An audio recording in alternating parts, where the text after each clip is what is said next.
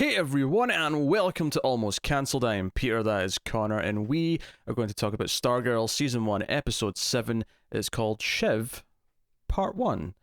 And even just going back to what we were saying back in Episode 1 about this feeling like a more old school network show, it actually has two-parters, which is something I don't think we've seen. At least, we've seen it in essence, but not in the titling in a long time, I don't think. Yeah, it's been a while. Yeah, so... yeah, that is kind of interesting. It does end on a bit of a cliffhanger. So yeah, full spoilers if I hadn't mentioned that from this point on. So I'll tell you this. Do you know what I'm not looking forward to? Something I'm kind of upset about is that I know that eventually Sportsmaster has to get defeated. It probably means he has to leave the show. And obviously I enjoy Sportsmaster and Tigress just in their villainous form, but I think the sad part about him having to leave is that we won't get the dieting police for Pat anymore, which I'd forgotten about and was reminded of in this episode. Yeah. And was delighted by it. Hot dogs, popcorn, nothing on that menu for you except maybe the water. Takes it so seriously. I love it. He does. It really leans into that whole community spirit thing that they've got going on, like they had at the game last episode. Yeah, Pat might follow his orders a bit more if he knew he was Sportsmaster. He might be a bit more inclined to not piss him off. He's maybe this guy knows what he's talking about. Well, what's funny is that remember in the first episode, I didn't think he actually looked. I mean, he looks fit. Don't get me wrong, he's not unhealthy looking, but the way he was talking, you think he looked like Arnold Schwarzenegger or something like that. But no, he looks like a pretty normal dude. But obviously, he's very athletic when we see him fighting the Sportsmaster, so I can't really argue. Yeah. Obviously, it's called Shiv, so we do focus on Cindy / Shiv for a lot of the episode. Her encounters with various characters, Courtney being the main one, and actually sets up something that kind of makes her, at least for now, the closest thing she has to an arch nemesis in some ways. Yeah, definitely. If nothing else, just purely in the sense that she is also a teenage girl who can fight, and it all builds up to a fight between them.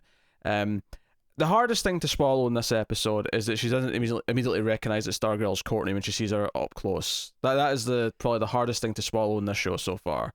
Yeah, prevailing thing is still the light kind of distracts from her face from the staff, maybe. Sure. Because as much as it was hard to swallow with Brainwave, he didn't really know her. Whereas this is like she literally spoke to Courtney on the football field like 10 minutes ago. That might be even pushing it. Yeah. Well, I'm thinking 10 minutes in real time rather than the time of the show. Obviously, even that might be pushing it. But it was quick. Yeah, it was quick. So we get the sense though that Shiv, unlike the other teens, knows who her parents are, knows who the Dragon King is, and actually wants to be included. She wants a seat at the table. She's goes down and eavesdrops. She knows who Solemn Grundy is, at least to some extent. She knows where he is, and she tells him to underneath shut up. her house. Yeah, which connects to underneath the high school. There's a lot of secret passageways and stuff, which leads to, of course, Courtney eventually finding one of these places because she spies on the principal, the fiddler, and. I will say, I think not every episode, but every time it's built up to some sort of big fight, I've been kind of waiting for it to sort of disappoint me, not in like a major way, just in like, oh, it's just a TV fight, no big deal. And there was a portion when this fight started where I sort of felt, yeah, it's just a sort of typical TV fight. And then it got to the part where they're on like the podium in the gym, and it's like a circular like sort of stage, and the camera's spinning around it in like one shot as they're like fighting, and I'm like, oh, okay, they were just saving the impressive bit for later. That's all that was. Yeah, pretty much. Because that looked quite good. Yeah. Honestly, this might be my favourite episode so far. I think it's really solid. I could see that, because it opens with like, a quick little montage of everyone kind of getting up in the morning, or not even getting up, but just what they're doing in the morning. And it's like, yeah, we've established all these characters now that we can cut to Beth singing in her bathroom and her parents going, did you make us lunch? And it doesn't sound like they're annoyed that they don't have lunch to take into work with them. It sounds like they're actually happy that, our weird teenage daughter didn't go out of her way to make us lunch. That's a good sign. It's a good sign she might not be a weirdo all her life. They're definitely a little bit like, oh man, now what am I going to do for lunch? Well, they're both in relatively well-paying professions. I think they can both afford to go and buy some lunch. I would like to think so. All right, she's a doctor. Dad's working at town hall or city hall. Well, town halls, it's a small town, but that's a difference. But both work, I think. Yeah. Either or. So I think they can both afford to go and buy get a sandwich or something for lunch without breaking the bank too much. Yeah. So and we see they're all kind of excited about being in GSA because the first half of the episode it's kind of them looking forward to training after school, and then being kind of disappointed that Pat wants to go through the theory more so than anything else, and the history of who's who. Yeah, which led to one of my favorite scenes, which was, well, I say led to, this was the payoff to one of my favorite scenes, which was in the morning, them talking in code about what they were going to do for the evening. Yeah, this was something we've been kind of building to, actually, is the idea of Mike and Barbara maybe starting to notice that they're spending a lot of time together, and it being kind of like, "But what's going on? Like, what are you two doing? Something up." Yeah, and Mike kind of takes it in this place where it does make some sense that because he kind of confronts Courtney later, because Barbara has to go away for a couple of days. It's actually Icicle who's like set up this deal that they have to go and like try and get this building. I think she's only away for one day. Yeah, it's like one overnight day, but she goes and Pat's going to take them to the high school football game. It's when he goes to get the food where he gets the diet. Advice is maybe too soft a word, but I don't know. I don't want to say he's the food Gestapo, but it really it feels like anything less than that's not strong enough for the way he's jumping in and making sure he's not eating anything. I mean, it's very demanding. Okay, he didn't slap it out of his hand in episode 2 or 3, but he did take it out of his hand. Yeah. Admittedly, I think that's where it's escalating to. He has to slap something out of his hand at some point. It's only a matter of time. He's going for like a bit of cake or something. He's just like, slap! Or better yet, he's Sportsmaster, throw like a baseball at it. He just hit his hand. Smack it out of the hand with a hockey stick. Yeah, there you go. So Mike confronts her and basically says, "You don't see me hanging around with Barbara all day because I don't have a mum." And it sort of like tells it to back off a little bit, and it's kind of... And Courtney kind of feels bad because obviously she knows why she's hanging around with him, but she sees this sort of jealousy in Mike, and I think Courtney's a very understanding character, arguably uncharacteristically so for a teenager of her age, but she is very understanding, even with Cindy, which is obviously what we'll get into in a minute. Yeah. But what did you make of this growing thing with Mike? In a lesser show or movie, this scene would probably really annoy the hell out of me. It would just come off as feeling like, oh, the forced cliche part. But I don't know. I think it kind of worked for me. It felt like it had been enough time that, yeah, this is starting to set in, but it wasn't over the top. It wasn't like super important. It was just like, he got to get it out there, but it feels like it will still come up again in the future. Yeah, I think the more important bit of foreshadowing actually is when they're lying earlier on and they're kind of lying about, I'm teaching her to drive, because that's just what they think of, right? One of them thinks of it, and then they have to kind of merge their two lies together. Yeah, I like that reference later as well when they both say something again, and Mike's like, well, at least you got your stories right this time. Yeah, Mike's a smart kid. He's noticing things. I mean, okay, he's not smart in every way. He's not discovered diabetes yet, as clearly explained in the previous episodes, but. Yeah, he is noticing things. But it was when Barbara overhears some of this and says, "Wait, you're teaching my daughter how to drive?" Like, I appreciate that you're trying to like bond with her and do things for her, but we should have talked about this first. And all I could think, and I think this is the point, is that we're kind of building to a point there when Barbara eventually finds out what's actually going on. This is way worse than teaching her how to drive. This is way more dangerous in everything else. Definitely. And Pat wants to tell her there and then, just kind of get it over and done with. And it's like, yeah, I probably should just tell her, because he knows this is going to be so much worse. But Courtney's like, nope, don't do it. Yep. So I think that's neatly building to the other characters finding out in the family. And obviously Barbara's not going to want her daughter being Stargirl. She's not going to want her fighting villains. It's going to be very much eventually Courtney's going to have to convince her that she's going to do it no matter what, and she's going to have to... I can see this being the end of the season thing of possibly. Like, no, you're not doing this anymore. And... when we come back next season, let's assume it's the standard network style of, it's after summer, right? We come back in for the new school year, and she hasn't been Stargirl over the summer. I could definitely see that. It's an interesting way to take it, and I know you hate when I reference the hit television show Buffy the Vampire Slayer, but it's hard not to think about Buffy and Joyce. And with that relationship, it was very much played for as a metaphor for a gay kid coming out, right? It was the idea of like that's something, because some of the lines that Joyce has when she finds out are very kind of almost on the nose. In fact, there's even a line in season 3 after she's been sort of like wrestling with the idea. She's getting used to the idea that her daughter's the Slayer. At one point, she even has a really on the nose line where she says, "I've marched in the Slayer Pride Parade." Super on the nose what the metaphor is doing. And I don't know if they're going to go that far with this specifically. It doesn't feel like that's the route it's taking right now, but I mean, there's room for them to go into that still. But to be fair, Buffy never felt like it was doing that until it actually happened. That was like a thing that happened once it came out. It wasn't like any sort of build up. So it just makes me wonder, like, her dealing with who her daughter is and what her daughter is becoming now. And accepting that, and because there's a lot of things you can go into though with any type of storytelling where she has to eventually accept that her daughter's going to go do thing. It's like accepting your kid wants to go and join the military or something like that. Like, they've committed themselves to it, they want to go do it, and you think it's dangerous, you don't want your child to go off and be in that dangerous situation, but you have to ultimately accept that it's their choice. Now, of course, the argument is that she's not 18 yet, so up until then her mother does have a say in what she's doing, but that's the debate that I'm sure will come up between them. It feels like, again, in a lesser show, I'd be really concerned that, we got to do these beats again. But I'm kind of excited to see how this show handles it. I'm actually really looking forward to her finding out that Starman's not actually her dad, and realizing that Pat is actually the closest thing she has is to a parental superhero role model. Like, it's actually more Pat's legacy she's embracing than it is anyone she's actually related to.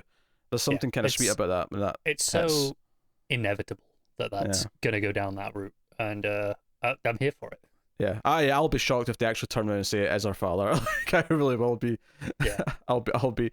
I mean, maybe they'll do something like, he was a bystander in an Injustice Society, attack, and so it's still loosely connecting the sense that, well, that's why he died around that time, because it was during one of the big fights or something, and that's why the timing lines up. But yeah, they could do something like that. But the main stuff though, of course, with Shiv is that Cindy kind of basically, our best friend, and I use that term loosely, tries to, like, let's go to dance together, we can double date, blah blah blah. She's like, ooh, with him, and she's basically being kind of an awful human being, particularly towards Henry. She goes to the hospital and wants to talk about their plans for homecoming, and he's like, I don't want to talk about this. My dad's on his deathbed. I'm not thinking about dads. And there's a great moment where she hugs him and says, "Oh, I'm sorry I brought it up," and she hugs him, or he hugs her even. But then she's just over the shoulder, and she actually audibly says, "Oh my god," like, "Oh my god." I kind of love the complete disdain she has for anyone. Yeah, I'm liking how abysmally, and you can kind of see why though when you see how her dad treats her, how distant he is, and how he essentially keeps like a robot stepmom around to like discipline her, who does not discipline her at all. No, she walks all over. Fine, go have the wine. Yes, but she goes down into the creepy area, and he's got like these henchmen that are either brainwashed people or robots that he has to build. I'm not entirely sure which, but he said it'd take 2 weeks to do the condition or something like that. I said condition was I think the word, which implies to me people. Yeah, I was leaning towards humans. Yeah. And she does like slash one of their throats, so yes, that's how we find out she's actually got her Shiv blades coming out of her wrists. So comes out very Assassin's Creed blade style.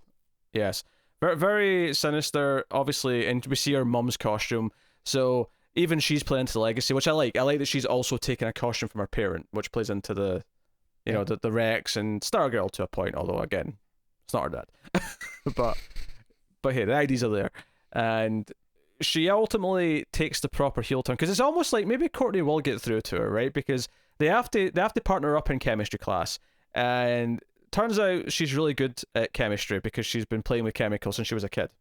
Sounds dangerous, but whatever. It does, but her father's the Dragon King. What else do you expect? I assume he knows what he was doing. Yeah. Well, he's conditioning human beings and turning them into mindless slaves, so he seems to know what he's doing with some chemicals. Yeah. This high school experiment is probably literal child's play. So yeah, I'm sure she's good. And basically, Courtney's nice enough to her that eventually Cindy, because she doesn't want to go to the dance because her boyfriend said he doesn't want to go, to the point where he even says, "Oh, you can just go with someone else if you really want to go," which makes her feel like shit. And we even find out that she's only really with Henry because her dad wants her to like keep an eye on him. Like, no, you keep an eye on Brainwave's kid. When he develops the powers, they can use him. And she flat out says he doesn't have the powers, even though earlier in the episode he said to her, "It's almost like I think I can wake him up with my mind." Like, what does that sound like to you, Cindy? Come on. Because he's got a scene when he's doing like the math test in the classroom when he's actually getting all the answers from everyone else around him. He's like, oh yeah, sounds good. Yeah, it's genius though, because you hear it from one person, you can't trust that. You hear it from everyone, you go, well, yeah. they can't all be wrong. Mild tangent here. I'll just say that by this point in high school, there was no way I would have ever had like a multiple choice math test. By that point, everything was you have to show all the working and everything's. Yeah, that was a little bit weird. But different country school systems. I mean, and also for me, it was you would literally lose marks if you didn't show the working, even if you got the right answer. Oh yeah, you wouldn't get all the marks. Most of the marks were for the working. Like the final answer was worth like 1 point, but if you showed all the steps of the working, that was worth another like 6 on the one question. So even if you got the right answer, if you didn't, or even if you got the wrong answer, I say it was possible to get an A and still get every answer wrong. Because if you showed that you did the right process, you just made like a dumb mistake somewhere where you did like a wrong, you did 2 times 3 = 5 or something stupid like that, right? That was a common mistake. People made that mistake all the time. Really? Yeah, because it's 2 + 3 and 2 times 3 look so similar that in your head you just kind of. Okay, I've never. Known the teacher used to make fun mistake. of us for this all the time. Every time someone did it, they got like kind of like they got called out for it, and then because he really wanted to drill it into our heads. No, pay attention to the sign. Anyway, Fair enough. So that stuck out to me. But anyway, so Cindy asked her to hang out on Saturday, which is when the dance is. Then let's do something different. Let's hang out instead of go to the dance. And Courtney's like, yeah, sure, okay. And it's like, okay, Cindy's a bit mean and weird, but maybe Courtney can break through to her. And maybe even her asking this is already like a small step of like, she's willing to. It does feel like she's getting through to her. Maybe we're not just going to go down the incredibly evil route. And this is like, 3 minutes before she goes home and, completely eviscerates a stepmom. Yes. But then, of course, Courtney's asked to the dance by Icicle's son, Cameron, who. If honestly, my least favorite scene of the episode is probably the scene where he walks home. He's in the house and Icicle's standing there, and he's like, "What's wrong, son?" He's like, "Well, I really like this girl, and I kind of want to ask her out, but I'm scared." And he gives this speech about meeting his mom. I was like, "Okay, this is easily the only scene in the episode where I'm like, this is just cheesy nonsense stuff." But what are you doing? We don't need this. This is first of all, most teenage boys would never ask their dad for dating advice. That's just first and foremost. No, not at all. But he asks her out. And she's kind of honest that she's got plans, but she's like, let me go and talk to her and see if I can rearrange, reschedule the whole thing. And she goes down to where Cindy's like being head cheerleader and says, "We could really do you on this team." Yeah. Well, I got asked out, so can we hang out another night? I still want to hang out. Can we just do it another night? And Cindy treats this like the ultimate betrayal. Like, okay, forget it forever. Like, no, my back's turned to you. You're dead to me. And this is what sends her downstairs. She's sick of being a high school student. She wants to be a supervillain. She sees her mother's costume. Naturally, at the same time, because while this is going on, Courtney, spots the principal. She wants to prove to Pat that this is the new fiddler. So she follows her, finds the secret entrance, and gets the outfit, and goes in. And it's when she's getting the little secret passageways and stuff underneath her, behind the walls in the school, that this is all on camera, and it's Cindy who sees it. And she's like, "Oh, that's Stargirl." Tripped an alarm. Yeah, that's Stargirl, because she heard her mentioned earlier when the society were talking about her. And she gets the costume, she puts it on, and we get her showdown, which we mentioned earlier. Good fight. Ultimately, it's a losing fight for Courtney. She gets beat, and it's kind of like, which pays off, is a nice payoff to earlier, because when she got really kind of cocky during the training scene where she just took out all the dummies on her own. And she said, "I'm ready. Look, see, I've been training. I'm much better than when I first faced Brainwave. Like, I'm ready to take on supervillains now." And this scene was like, no, this isn't even the proper supervillain. This is the supervillain's kid. This is baby steps. Yeah. She has to be saved by the janitor. Yes, because there's teases throughout the episode. We even see the sword at one point. Yeah. Just because he's putting his broom away or his mop away, and he's like, "What is that? Like a sword handle? What's going on? What's the hell doing there? What's this?" This was great stuff. And I was surprised how accurate they went with this beat here. Yeah, because he comes in and saves her. Cindy's about to basically kill her. Like, she's willing to just murder her right there. And then comes the sword and sort of tackles her. Because this is the thing. Cindy also has like a staff of her own. It doesn't move around on its own like obviously Courtney's does, but it does have energy blasts. Fire, though. Yeah. And then she also has her blades. So, she does ultimately win. The fight looks good, though, when it's doing that spinning shot around the platform. Yeah, it looks great. And then, like I said, we got Justin the janitor, who is Shining Knight. I think it's safe to say now at this point. Yeah. And this is I don't know if you've read the Stars and Stripes comic. I went back and read it a while back. I have not. No, I've heard of the character. I mean, I don't think any of us had an idea who it was before this episode, though, because there was no hints of the sword or anything, right? I mean, in the show there has been nothing directly, but like other than just it's been straight out of this comic. Mm. Oh, okay. So the fact that he's the janitor straight out of a story. Yeah. Okay. All of this is straight out of that story. Because he's one of the Seven Soldiers. Is who he is. For anyone wondering. But in the Stars and Stripe comic, he is the janitor. He's lost his memory. He doesn't know who he is, and it is as Stargirl and Shiv are fighting that. Oh, literally. Okay. Yeah. It's that fight that triggers his memories. He also sees Pat and actually calls him Stripesy, so he recognizes him too. Yeah. It's all coming back to him. Yeah, I actually kind of loved how the staff went and got Pat, because Pat's looking for her, and the staff's kind of like around the corner of he's at the top of a truck or something like that. He's just around the edge going, hey over here. Yeah, does feel like he gave away her identity. As he was yelling Courtney as he came in. I don't know. As he came in the room and she just ran off, it felt like maybe she heard that. I feel like they completely... She was just too out of it to like hear what was being said, because she was kind of like... Because she was like passed out and she was kind of waking up and... It's possible, but... It's also, you could tell me that he just ruined her identity, and that's maybe the next part of, Shiv Part 2 is her dealing with knowing who Courtney is, and does she turn her into her parents? Yeah, at the very least, maybe bring her back to health, bring the rest of the JSA in. The question, she should have, and she did recognize Cindy, because Cindy wasn't wearing a mask. So Courtney definitely knows that Cindy's being evil. It's just whether or not Cindy heard Pat, calling out Courtney.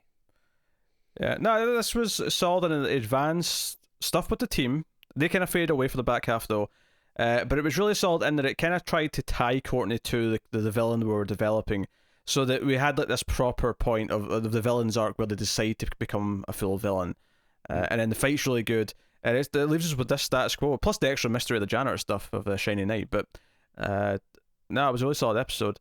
And there was little tidbits of other things here or there. That you had the parents at the game. You had obviously the setup of the Barbara leaving town stuff and all that, which I'm sure will come in and back in part 2 as well. I'm just waiting for Icicle to make a move on her. Because even the way the son said, "Oh, Mum would want you to be happy," find someone else. I don't know. Feels like he's about to be sleazy at any moment. Yeah, and he hasn't crossed that line yet. But I feel like at any point he's going to. No, I think up to this point, it's safe to say he's been perfectly professional. Yes. To a fault maybe, to the point where he's intentionally having to hold himself back, maybe. Yeah. There's only a matter of time till he crosses a line, I'm sure. So no, I'm Joe, I just read in the IMDb description the initials ISA, and I'm like, ISA? I'm like, oh, Injustice Society of America. I've never referred to it as in the initials before. Do you know what? They've done it a few times in the show. Kind of just thrown out ISA. And every time they say it, I have to go, what's ISA? And they're like, oh yeah. It sounds like a government agency of some kind. It does, doesn't it? Yeah, I don't like ISA. It's just called the Injustice Society. There you go. Yeah, it's longer to say, I admit, and it's no weirder than us saying JSA. We're just used to that one. Yeah, that's always been used though, pretty much. Yeah, no, and I think that's the point. We're so used to that we don't question it, and ISA isn't really any different. It's just that we're unused to hearing it. Maybe there's a reason why the comics never did that. Maybe they tried it and went, this doesn't sound as good, or roll off the tongue, so we're just not going to do it. And the show's like, nah, we're going to do it. We're just going to do it as much as we want. So, no, really solid episode. With everything we kind of like about this show. Might even be finding its footing, which is maybe too optimistic to say this early, but I mean, I felt like an improvement from the last. I liked that last episode quite a bit as well, and I think this one and the last one are my two favorites. I think. Yeah, I think I like this one more. I think this one feels a little bit tighter for me. The last one was a lot of fun, though. Don't get me wrong. Loved what we did with the villains in that one. A lot of fun. This one, I think, honestly, focusing in on it being Stargirl actually really helped in some aspects, rather than it just, okay, we're doing JSA already, and we're diving in the deep end. Now that we've done that, we can kind of, we can actually focus on her again a little bit. And But I I think that has helped. because we've introduced the other characters, though, we can sort of rotate them in and out and do plots with them, and it won't feel as clunky anymore because we know them. That's the hope, yeah. So no, really good stuff. There's another two-parter coming later. I think the last two are two-parter, if I remember correctly. Yeah. Oh, really? Yeah, the last episodes are called Stars and Stripe Part 1 and 2. So. Oh, that's cool. Yeah. I would the hell, to be honest, the 2 episodes after Shiv Part 1 and 2 are kind of a two-parter, just named differently. What are they called? Brainwave and Brainwave Junior. Oh, that actually sounds kind of interesting. So it's kind of a set. You know, it may not be a two-parter per se, but it's kind of a set. Yeah. But hey, so that is episode, what, 7 was that? So we're halfway through the 7. season then. 7 of Yeah. 13. So let us know what you thought of this one in the comments. Please do liking is really important on YouTube. It helps us find new audience members because YouTube will promote us out a bit more with the extra likes. You can support us financially over in patreon.com/MailFuzzTV for as little as $1 per month, and you get some bonuses for your troubles, and you help keep all the content coming. Also, you can catch us on Twitter at mailed_fuzz for channel updates and all that jazz. Also worth mentioning, I probably should do this in every episode, but we do have a DC Comics podcast called Comics from the Multiverse, where we talk about new DC Comics every week. There's the pair of us plus Matt. So there's 208 episodes of that talking about various comics, so feel free to go and check that out too. But that is us, so thank you once again for watching or listening. We always appreciate it. Keep watching TV, guys. Have you got any vanilla?